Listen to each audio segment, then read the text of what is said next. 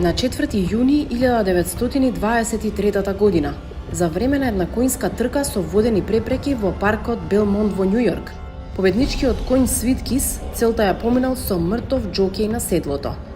Хејс ја носи титулата единствен спортист кој што умирајќи остварил победа.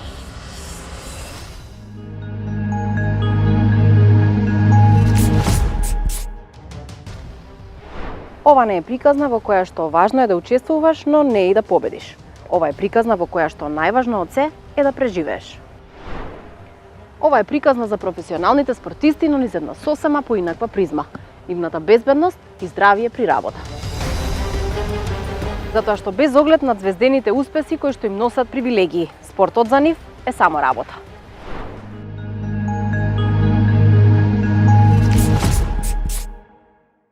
Европското првенство во фудбал Еуро 2020 го одбележа несреќата која што му се случи на данскиот фудбалер Ериксен.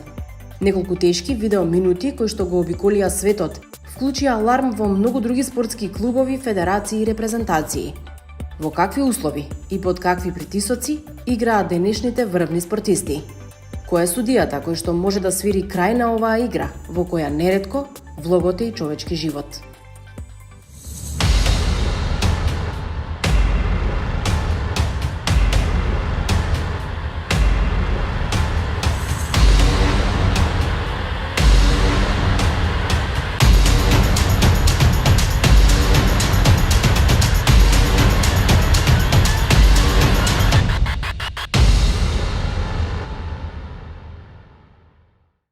Без оглед каква работа работите, основниот принцип е дека секој вработен треба да работи во безбедна и здрава работна средина. Визијата што стои зад оваа премиса е дека работата не смее да доведе до физички или ментални болести и воопшто да биде убиец, односно да предизвика несреќа при работа.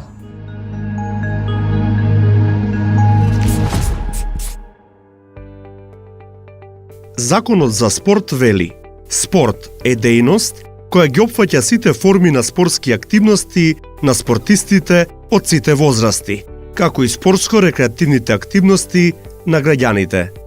Дејноста спорт ја вршат спортските здруженија и други правни лица во областа на спортот. Спортски клуб, во смисла на овој закон, е спортско здружение, односно трговско друштво кое врши дејност спорт. Професионален спортски клуб може да биде клуб кој учествува во највисокиот степен на надпревари во соодветна национална спортска федерација и кој има склучено договори за професионален настап со најмалку 50% од купниот број на надпреварувачи кои настапуваат во највисокиот систем на надпревари во сениорска конкуренција. Спортски клуб може да врши дејност спорт ако се исполнети следниве услови: обезбедени соодветни објекти, има соодветна опрема, обезбеден соодветен стручен кадар, учествува во организиран систем на надпревари. Професионален спортски клуб може да врши дејност спорт ако има склучено договори за професионален настап со најмалку 50% од купниот број регистрирани спортисти во сениорска конкуренција, има склучено договор за професионална работа со медицинско лице. Јавен интерес во спортот е здравствена заштита, пензиско и инвалидско осигурување, надоме за осигурување од последици од несреќен случај и ризици за категоризирани спортисти согласно овој и друг закон. Законот за безбедност и здравје при работа пак вели: одредбите од овој закон се применуваат во сите дејности на јавниот и приватниот сектор, за сите лица осигурани од повреда на работното место или професионалните болести според прописите за пензиското, инвалидското и здравственото осигурување и за сите други лица кои се вклучени во работните процеси.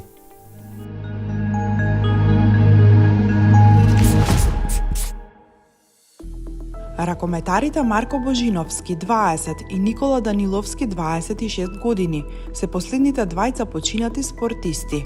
На таа прилично долга црна листа на починати спортисти, најбројни се фудбалерите. Алармот е вклучен. Смртта на двајцата ракометари е сериозна опомена за државата дека треба да води повеќе сметка за здравствената заштита на спортистите. Само во последните 5 децении, заедно со Никола и Марко, починале уште 16 наши спортисти, а прерано го загубиле животот и тројца спортисти од странство кои играле за клубови во земјава. За неколкумина од починатите дознавме од монографијата "Ние сме големо фудбалско семејство" на сега веќе починатиот генерален секретар на Фудбалската федерација на Македонија Илија Танасовски Ико. Во неа е забележано дека фудбалерот Никола Мантов, 23 години, е веројатно првиот официјално регистриран случај на починат спортист во Македонија. Членот на Осогово него преживеал срцевиот удар во далечната 1973 на средба со ФАС 11 октомври. Стадионот во Кочани денес го носи неговото име. Наредната 1974 година починал Каратошев од ФК Победа за време на првенствен надпревар во Прилеп. Во дело за здравствената заштита како жртви на спортот се споменати Никола Тенов од ФК Росоман, Мики Георгиевски, кој според авторот на монографијата починал од последици од силен удар на средбата ФЦУ Осогово, и Звонко Георгиевски Мунгос од Југо Кокта, наводно од претренираност. Во посвежо сеќавање се трагичните вести за младите спортисти кои починале во периодот од осамостојувањето на земјава до денес. Кошаркарот Благоја Патровски, 22 години, кој страсно ја сакал кошарката, бил член на работнички и младински репрезентативец, висок 209 см, кој го освои четвртото место на Европското првенство во Португалија во 1995. Иако бил свесен дека има срцева мана, не се штедел. Починал во сон во 1999 година. Фудбалерот Бранко Ѓуровски, 28 години, остана безживотно да лежи на теренот за време на надпревар од Македонска лига, кога настапуваше како капитен на својата екипа ФЦУ 55, денешна цементарница. Фудбалерот Стефан Толески, 23 години, член на Напредок, од 2002 година починал во болница откако претходно изгубил свест на теренот на гостувањето во Куманово. Откичевскиот лигаш тогаш изјавија дека му се слушило и 10 дена претходно, но не бил на дополнителни проверки. Боксерот Ѓокица Неделковски, 19 години, беше надежен младински репрезентативец. Тој почина на ринг во Патра, Грција за време на меѓународен турнир. Тој е еден од ретките врз кого беше направена обдукција, која утврди дека дошло до згручување на крвта кое предизвикало инфаркт. Ракометарот Војче Китановски, 18 години, беше еден од најмладите чија реанимација не успеа за време на малите олимписки игри одржани во Богданци во 1999 година. Зоран Стојановски, 18 години, ракометар на Преспа, почина за време на првенствен надпревар во 2002 година во Ресен. Фудбалерот на Силекс Боби Милевски, 25 години, паднал без да дава знаци на живот додека се рекреирал во сала. Играше и за Македонија Ѓорче Петров, а беше и младински репрезентативец. Филип Сотиров, 15 години, член на Водно Санс и кошаркарски репрезентативец на Македонија, починал во сон на 28 јуни 2014 година, најверојатно од срце. Истата година почина и Александар Којчевски, 22 години, поранешен кошаркарски младински репрезентативец на Македонија, поранешен играч на јуниор, Ангели и Торус, како и на средношколски екипи од САД. Откако се повлече од теренот, почина на 15 октомври 2014 година. И тројци играчи од странство што настапувале во Македонија пред време ги изгубија своите животи. Американскиот кошаркар Кенион Џонс, 28 години, почина во 2006 година, откако зеде македонски пасош, имаше 7 настадни за црвено-жолтите. Лекарите за него велеа дека имал проблеми со срцето и тој почина во сон. На бразилецот Рожериу Оливеира, 30 години, кој играше за повеќе македонски фудбалски клубови, му се случило по рекреативен дуел, но не ја преживеал ноќта. Дијагнозата била срцев удар. Се разбира, тоа не значи дека треба помалку да се занимаваме со спорт. Овие примери само укажуваат дека интензивното спортување мора и треба да биде под надзор на лекари. Тоа значи дека треба да се ангажираат стручни тимови кои не само што ќе ги интересираат успесите на спортистите, туку стручни тимови лекарски кои ќе имаат сериозна задача да се грижат за здравието на спортистите, затоа што ниту еден спортски успех не е поважен од животот на спортистите.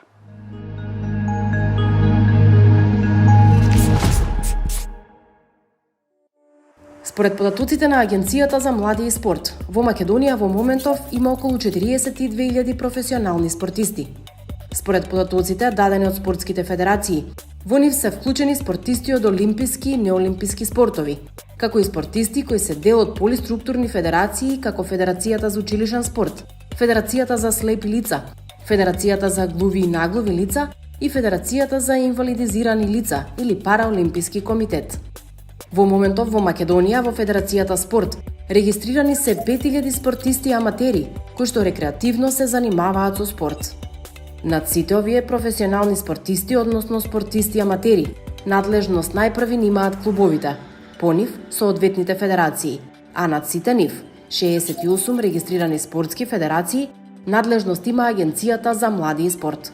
И токму таму тргнавме да ги бараме одговорите на прашањето колку се здрави и безбедни македонските спортисти. Мусовски неколку сектори функционираат под капата на Агенцијата за млади и спорт. Она што нас денес не интересира најмногу е спортот. Во делот кај што се опишани вашите обврски и надлежности, се вели дека ја следите работата на спортските здруженија, клубови и така натаму. Дали е под ваша контрола регулирањето на ангажманот на професионалните спортисти со клубот за кој што играат, односно дали имате некаков надзор и дали вршите контрола дали работодавачите си ги исполнуваат обврските кои што произлегуваат од Законот за работни односи? Прво, добар ден. Значи, дефинитивно, да, ние сме, да кажем, капата на спортот, ова Агенција за млади и спорт е капата на спортот, се зборуваме за спортот, е над сите федерации. Да, се спуштаме до самите федерации, матични федерации, али не смееме да влегуваме подлабоко во клубовите. Тие даваат отчет јамин на самата матична федерација. Матичната федерација фактички ни брифира и ни дава нас отчет. Пошто све што и да правиме, и финансирањата према спортот, ги правиме само исклучиво према федерациите. Не смееме законски да се спуштаме подолу и да директно средства одат на клубовите. Или одат само по основ на тој ваучер систем кој аплицираат пак федерациите и одговараат пак федерациите. Пошто на крај ќе се сведе дека што му е на директорот некој си клуб, што толку му дава средства и доа. Ние сме само надлежни за федерациите кои ги застапуваат на клубовите. Да, треба да ние имаме инспекцијски надзор кој дефинитивно е во агенцијата, ама е самостоен. Значи, само поднесуваат годишен извештај према агенцијата, што би работели, како би работели и кога ќе прават надзор на федерациите, не прават на клубови, на федерациите, кога ќе прават надзор на федерациите, носат извештај што сработили и што затекле во самата матична федерација.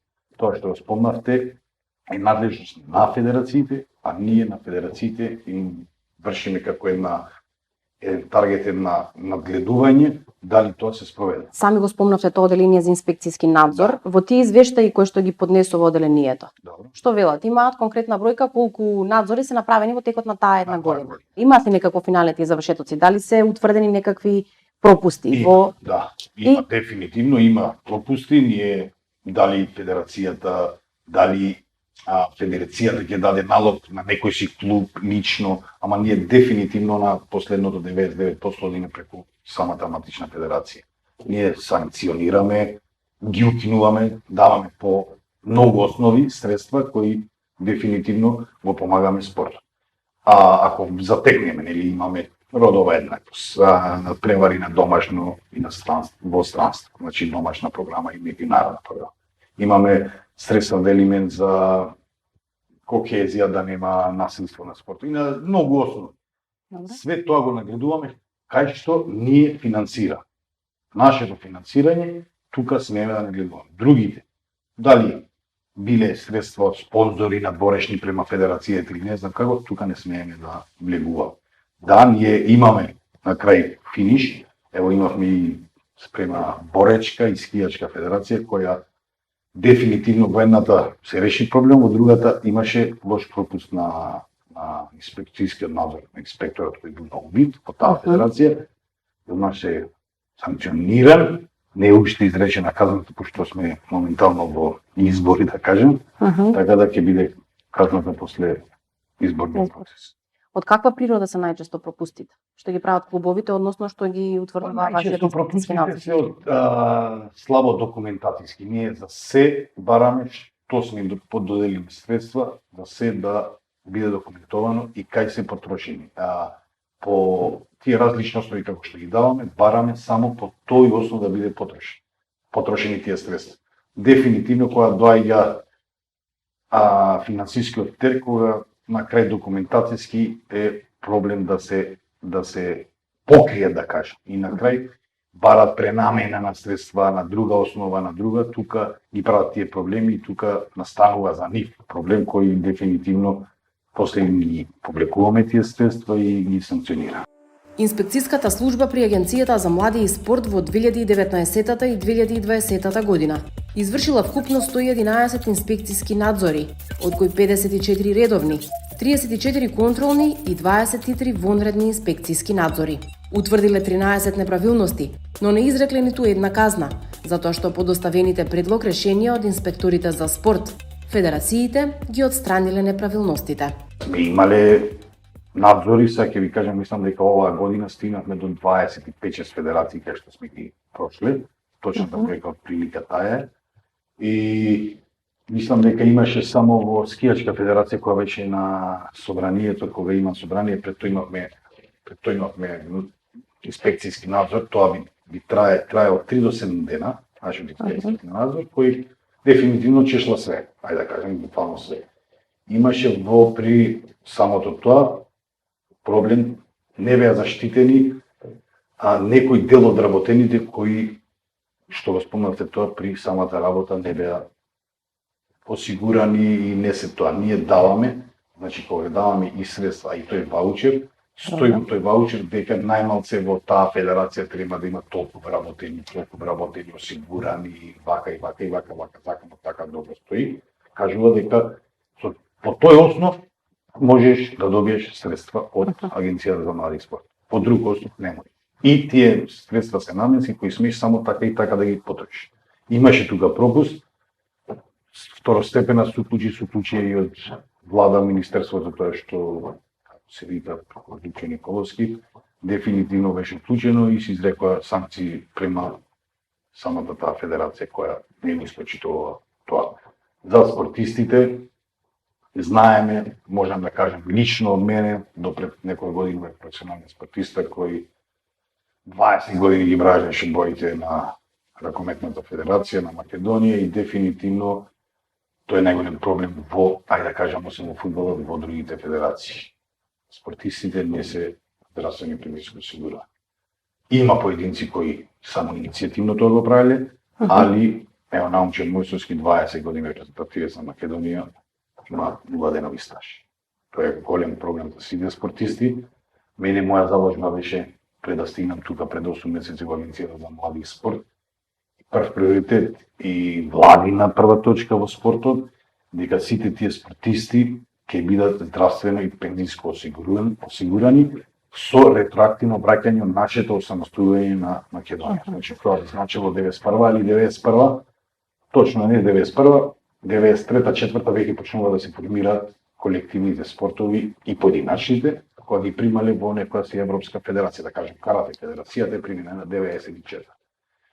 Нашето ретроактивно враќање со барање на докази, договори, настапи, дали на домашна сцена, меѓународна, ќе можеме да се вратиме и ретроактивно да ги опишеме, да го опишеме стажот кој дефинитивно е испуштен од самото осамостојување и самиот почеток. Јас тоа се заложив, сум го осетил на своја кожа и знам, тоа е една озбилна борика од 15-20 илјади спортисти кои продефилирале, да, некоја година се повтарале, нели, ако научи Мојсовски подпишано за Варла или Металург, бил подпишан 4-5 години, не бил само една година. Значи, научи се повтара уште 4-5 години. Има такви спортисти кои дали за Македонија и, ајде да кажем, војувале за државата на спортски план и буквално еден ден не им е опишан. Тоа сакам таа неправда да се исправи, да не кажем, ние сме стечеци кои не страм да штрекуваме и да кажеме дека имаме 0 денови стаж. Имам уште една седница, се надам дека е уште една, најмногу 2, до крај, додека биде пратено во влада и од влада во собрание за да биде усвоена оваа точка со измена на законот да се офатат сите спортисти кои се занимавале професионално со спорт, да им биде упишан стаж. Мојсовски денес е во позиција да ги менува работите и сам се пензионирал со неброени повреди. Затоа, според него, во моментов приоритет е подобрувањето на условите во кои што тренираат и играат македонските спортисти.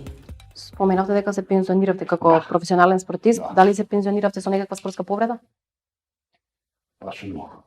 Во тој момент кога се повлегував, нема повреда, беа завршени, ама буквално со многу имам на мене 5 или 6 операции, имам уште толку скршеници, така да си знам, јас сабајле кога ќе станам, први 10 чекори ми се проблем, а имам 41 година, така да си професионалниот спорт си бара жртва, си дава жртва, а кај нас затоа сакам таа неправда да се исправи, пошто дефинитивно деца мои која ќе треба да пуштам дали на спорт или на, ајде да кажам нешто друго, на хемија, на математика, би ги пратил таму, пошто на крај кога сума сумаром, ако не станеш врвен фудбалер, само фудбалер, другите спортови се по многу малку сватени, си нешто на маргините. Јас колеги мои имам кои имаат за 100 настапи во македонската репрезентација, ракометна репрезентација, па завршиле многу лошо и не може да скрпат крај за крај. Така да, дефинитивно, со ова некоја си неправда не ќе исправиме и се надевам дека тие критериуми кои ќе ги бараме за поврвни спортисти ќе ги спуштам надолу за да може таа доживотна пензија да ја земат повеќе спортисти.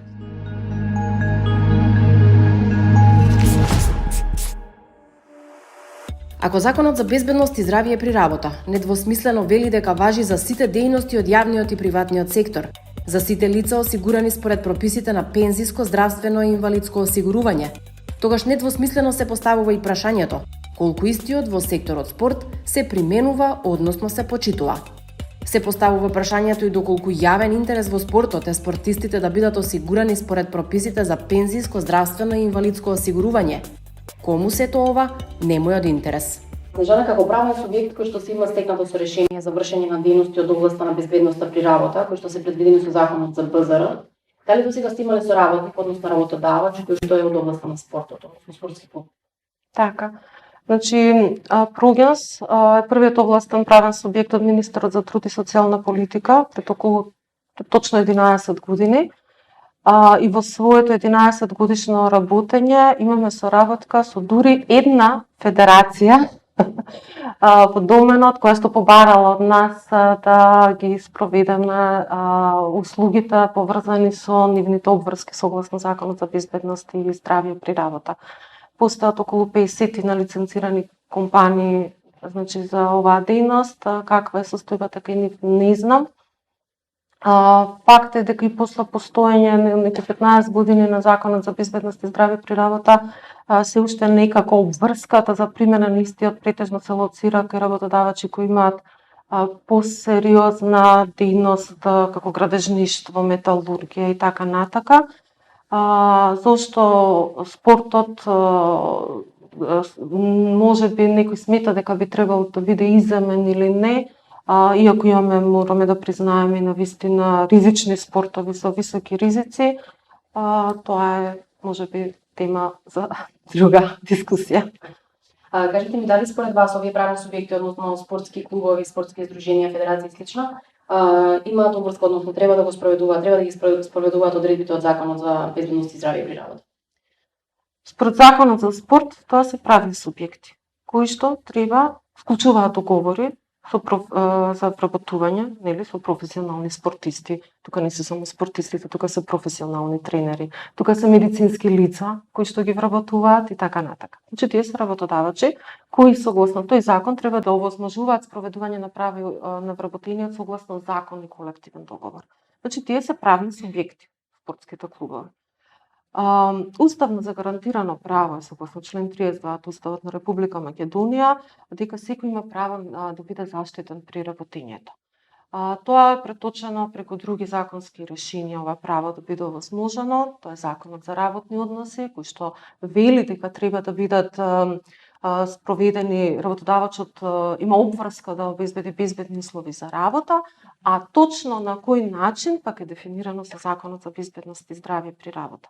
Согласно овој закон, обврска на секој работодавач, значи независно од дејноста, независно од големината, независно од сопственоста, односно дали е тоа од јавен или од приватен карактер, има обврска да обезбеди безбедни здрави работни услови за своите вработени, дури таму малку и пошироко да ја ангажирани по било кој основ и така натаму лица. И има едно ставче во односниот член кој вели дека се иземени органите на полиција, на царинска управа, на одредени структури на силите за заштита и спасување, но доколку тоа е уредено со други прописи.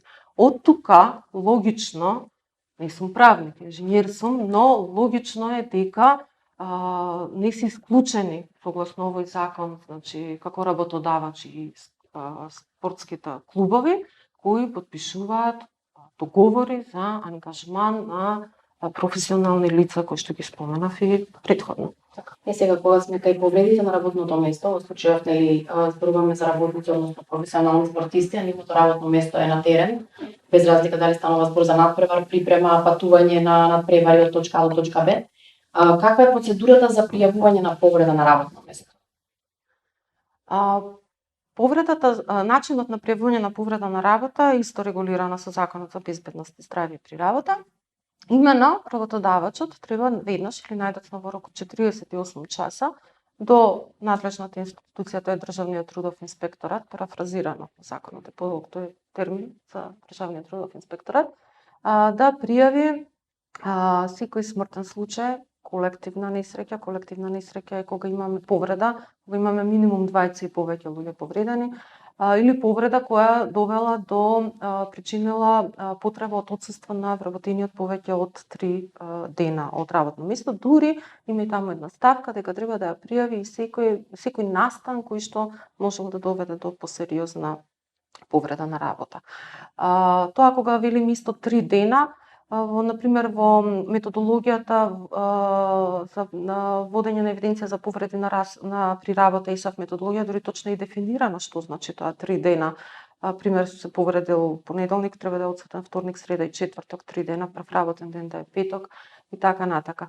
Значи, постапката е таа дека треба да се пријави и дури работодавачот има обврска да води и евиденција, има еден подзаконски акт за водење на евиденција од областа на безбедност и здравје при работа и меѓу другото треба да се води евиденција и за прегледите, превентивните прегледи на вработените и за случајните повреди на работа, професионални болести и во врска со работата што се случила кај работодавачот. Тука исто секогаш апелираме веќе кога ги држиме тие обуки кај самите вработени дека и тие се должни веднаш да ја пријават повредата кај работодавачот. И не само настанот, немилиот настан кој резултирал со повреда, туку и настан кој не резултирал со повреда или што како го нарекуваме инцидент. Бидејќи велиме кај инцидентот сме имале среќа што не завршило, среќа во несреќа, што не завршило со повреда. Но тоа не значи дека треба тоа да се пика под чергича, туку едноставно треба да се истражи кои биле причините за тој инцидент да се случи, со цел да се превенира слична или иста ситуација во иднина. Исто така, можеби не е дефинирано, не е прецизно ставено во законот дека треба да се води интерна анализа, да не кажеме истрага, премногу полициски, анализа на случајниот настан, но секогаш ги советуваме работодавачите да си направат интерна анализа на случајниот настан, да се земат изјави од очевидци, од повредениот доколку е во состојба да даде, значи со фотографии да подкрепат, да видат зошто се случило нештото, да поразговараат едноставно со луѓето, се значи во насока на превенција. И поинтата на системот за управување со безбедност и здравје при работа е да превенираме, да не дозволиме да се случи немал настан. Дали кај овие правни субјекти, односно кај спортистите, можеме да ги дефинираме во целост оние несреќа на работа, несреќа на пад, повреда на работа и неспособност за работа, како што се дефинирани кај останатите правни субјекти? Значи, јас од стартот кажав дека за мене се тие работодавач, кој што законот не ги иземува.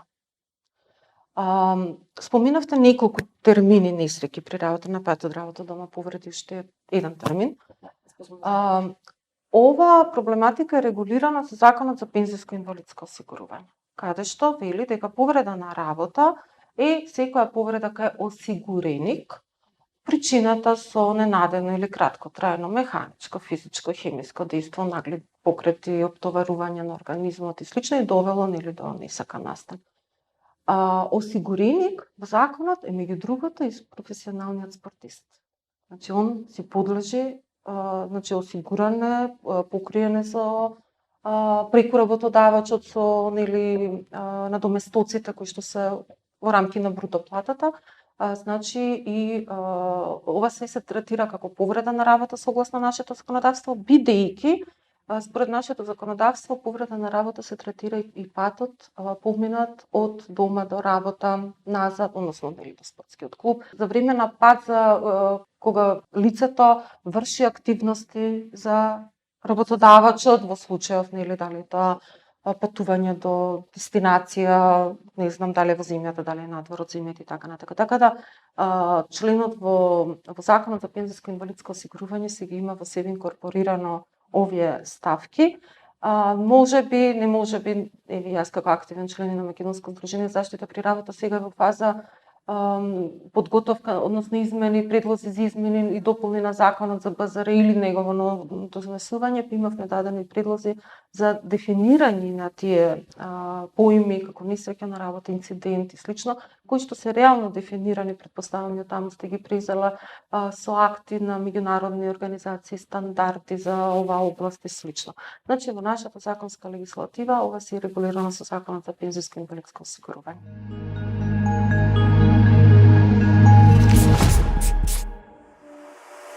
Од Инспекторат за труд вела дека ова не е нивна надлежност, затоа што спортистите во најголем број случаи не се осигурани според прописите за пензиско, здравствено и инвалидско осигурување. Постојат повеќе различни дефиниции за несреќи и повреди на работа. Дефиницијата за повреди при работа е дадена во Законот за пензиско и инвалидско осигурување, во кој што за повреда при работа се смета и идење и враќање од работното место до дома и од дома до работното место, за време на пауза, за време на извршување на своите работни задачи и за време на извршување на активности кои што се врзани со спортски приредување на спортски игри во кои што учествуваат вработени од одредени правни субјекти. Но дали во овие дефиниции може да се вброи повредата или несреќата при работа кај спортистите? Не влегува во дефиницијата, бидејќи тие професионални спортисти не користат бенефит, зашто е потребно да речеме да ги користат услугите од нивното здравствено осигурување, доколку имаат повреда која што ќе биде повеќе од месец дена, таа паѓа на терет на фондот, доколку работодавачот, работодавачи се сами, обично сами како професионални спортисти се пријавуваат во дел од нив се пријавуваат во задолжително социјално и здравствено осигурување, значи да им тече стаж и здравствено осигурување, повеќето не се пријавуваат во социјално и здравствено осигурување и немаат потреба да пријават дека имале некоја повреда при работа, заради тоа што боледувањето со договорот што го имаат со здружение, спортското здружение или акционерското друштво, им влегува во самиот договор, имаат клаузула во која што им е покриено било која повреда со осигурителна компанија, со одредени премии во зависност од тоа колку е платен професионалниот спортист. Несреќите и повредите на спортистите не се евидентираат во извештаите на Државниот инспекторат за труд. До сега јас имам 25 години работен стаж во Државниот инспекторат за труд. Немаме добиено ни една известување за несреќа при работа на професионален спортист, освен за вработени во одредени институции, кои што биле на спортски игри, а се вработени со одобрение од работодавачот, се вработени во одредена институција.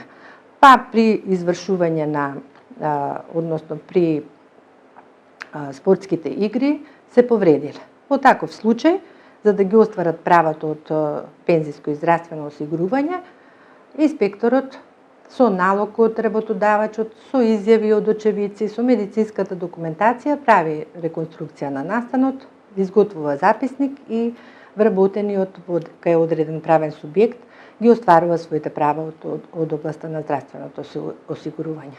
Инспекторатот за труд не врши надзор во спортските објекти, иако и таму треба да бидат спроведени мерките за безбедност и здравје при работа. Бидејќи во спортските сали немаме работодавач, туку имаме спортски клубови кои што се непрофитабилни како здруженија, непрофитабилни се, не вработуваат лица и заради тоа во тие спортски сали исклучиво прават надзор Агенцијата за спорт и млади, односно нивниот инспекторат, инспекторите во состав на агенцијата.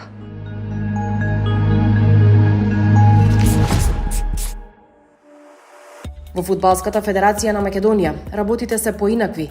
Познавачите велат дека ова е една од најсериозните федерации и единствено категоријата врвен фудбалер ги ужива сите привилегии кои што произлегуваат од македонските закони. Годините 2020 и 2021 на фудбалски план ќе ја паметиме по успех и пласман на нашето прво европско првенство. Столе, Ристе, Дамјан, Виса, Регзон, Кире, Стефан, Дарко, Ѓоко, Езџан, Енис, Аријан, Бобан, Стефан, Елиф, Тихо, Даниел, Маријан, Ферхан, Дарко, Горан, Иван, Милан, Аце, Крсте, Владко докажаа дека кога се работи посветено и мотивирано, резултатите не изостануваат. Но нешто е важно е фудбалерите да имаат соодветна здравствена заштита и услови за работа. Колку фудбалери се водат како професионални спортисти според Законот за спорт?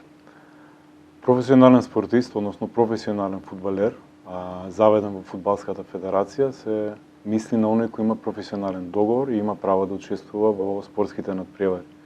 Моментално во првата фудбалска лига има околу 222 професионални фудбалери, што значи околу 18 по клуб, но надвор од тоа имаме уште 6 во втората лига и 14 во женската прва фудбалска лига.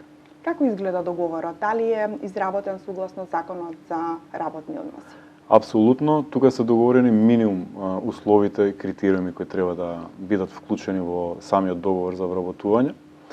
Првично е креиран затоа што станува збор за специфика во спортот, станува збор за професионален договор кој што на претходно ниво УЕФА заедно со останатите европски асоциации, Сдруженијето на клубови и на професионални фудбалски играчи, па потоа во посредство со Фудбалската федерација, синдикатот на професионални фудбалери и клубовите од првата македонска фудбалска лига ги утврдија минимум условите кои соодействуваат со професионалниот договор согласно Законот за работни односи. Тука се вклучени скоро сите оние критериуми кои треба да бидат вклучени, а тоа се однесува во делот на пензиското, инвалидското осигурување, правото на одмор, правото на 40 работни часа, време за тренинг, пристап кон соодветните услови, инфраструктура, тренинг, сала и сите оние елементи кои треба да бидат вклучени и ги имаат самите овие професионални фудбалски договори. Доколку се случи повреда или несреќа на спортист, дали тоа го пријавувате некаде? Фудбалската федерација редовно ги осигурува своите репрезентативци кога истите тие се повикани на тренинг или за надпревар и доколку имаме случај на одредена повреда, веднаш се упатува кон лекарот, односно медицинските служби кои вршат преглед и воспоставуваат ситуацијата на самиот терен и понатаму упатуваат на понатамошно медицинско лекување. Значи истите тие се осигурени за целиот тој процес додека се активни на самиот повик за репрезентација. Додека пак истите тие фудбалери имаат обврска да бидат осигурани од страна на клубовите во кои што играат и да се истата таа грижа како што е за време на репрезентацијата да го има во времето во настапот во самиот тој клуб. Разбирам, каква е здравствената заштита на спортистите? Колку контролни прегледи има годишно? Како изгледаат тие прегледи? Еден спортист, за да може да учествува на надпревар или на тренинг, мора да има соодветна здравствена потврда, која се врши за играчи до 17, односно над 17 години 2 пати годишно, на 6 месеци, и тоа се заведува во легитимација на фудбалерот, која се врши контрола и се гледа дали тој навистина извршил соодветна здравствен преглед кај соодветен медицинска установа, додека кај оние играчи под 17 години на 4 месеци. Значи, тие се опфатени со овие прегледи неколку пати во годината и нормално, доколку има потреба истите тие да имаат дополнителен преглед или се посомневаат во некои дополнителни здравствени проблеми, истите тие се упатуваат на вонредни лекарски прегледи, за да може да се установат одредени аномалии или непотребни работи кои може да произлезат понатаму. Безбедноста и здравието при работа не значи само уврска за редовни лекарски прегледи, туку и безбедни протоколи во спортските објекти во кои се одвива надпреварот. ФФМ според Законот за безбедност и здравје при работа има уврска да ги спроведе безбедносните мерки во случај на пожар, евакуација и спасување. Ние имаме административна зграда во која учуваат комплекс од тренинг центар и академија каде што се сместени повеќе од 50 на деца и ние мора да сме во согласно со Законот за безбедност и заштита при работа. Постојат соодветни планови на евакуација, луѓето се обучени во однос на согласно критериумите, односно на пасивите кои се дадени и нормално назначено е лице кој е одговорно за спроведување сите овие постапки согласно законот. Фудбалската федерација е во позиција да може да влие врз промената и подобрувањето на условите на спортистите. Дали превземате нешто во таа насока? Па секако, тоа е нашата суштинско работење. Значи, ние, освен едукацијата што ја правиме на сите оние кои се вклучени во фудбалот како игра во спортот, се грижиме и за да има обезбедена здравствена заштита на самите надпревари. Клубовите кои организираат надпреварите се должни да обезбедат и медицинска екипа додека трае самиот тој надпревар, а ние тоа контролираме преку нашите службени лица. И доколку не се постапи по тоа, соодветно постапуваме, односно извршуваме или покренуваме санкциони постапки. Мимо тоа се грижиме да дадеме можности и услови на самите клубови, на фудбалери, одделот на едукација, парична помош, можност за опрема, топки, подобрување на инфраструктурата, односно на местото каде што самите тие ги извршуваат своите работни действија. Има ли механизами овластување Фудбалската федерација да ги казнува клубовите доколку не го почитуваат законот? Фудбалската федерација и незините регулативи се во согласно со законските легислативи, но сепак Фудбалската федерација има право да извршува контрола и казнува доколку незините акти и регулативи не се почитуваат. За законот и за останатите се надлежни соодветните надлежни институции. Безбедност и здравието при работа не значат само редовни систематски прегледи и соодветна лична заштитна опрема. Значи и безбедни трибини, фудбалски стативи и кошаркарски обрачи. Значат примена на соодветни ковид протоколи. Значат протоколи за влез и излез на сите присутни во случај на природна катастрофа. Значат брза реакција и интервенција на обучен кадар во случај на итност.